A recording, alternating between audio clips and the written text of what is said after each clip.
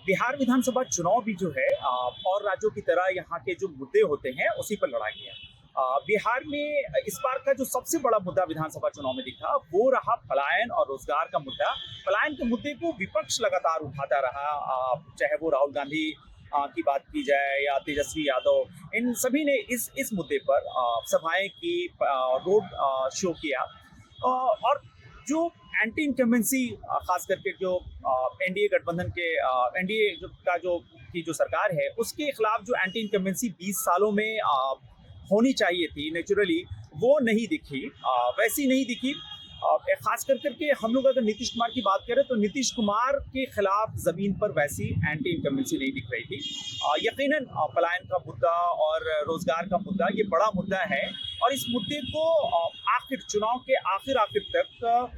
NDA की सरकार ने कवर अप करने की कोशिश की है।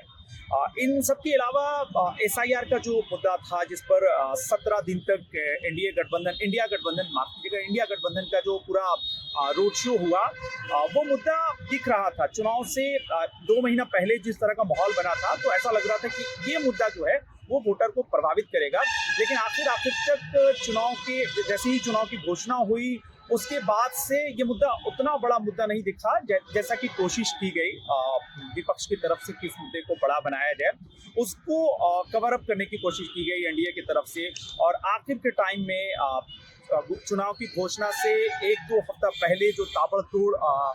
परियोजनाओं की जो घोषणा हुई उसमें महिलाओं को जो 10-10 हज़ार रुपये देने की जो घोषणा थी वो बहुत बड़ा प्रभाव रहा इस चुनाव में, और खास करके महिला वोटरों को बड़े पैमाने पर उसने प्रभावित किया है। और यही माना जा रहा है कि वो वोटर जो है बहुत बड़े पैमाने पर बाहर निकल करके वो आए और उन्होंने रिकॉर्ड तोड़ वोटिंग किया, तो वो भी एक बहुत बड़ा फैक्टर है। तो हम कह सकते हैं कि इस चुनाव में एनडीए गठबंधन के खिलाफ जो एंटी इनकम्बेंसी थी, खास करके वो एंटी इनकम्बेंसी नीतीश कुमार के खिलाफ नहीं दिखती है, और उस एंटी इनकम्बेंसी को बहुत हद तक कवर अप करने की कोशिश की गई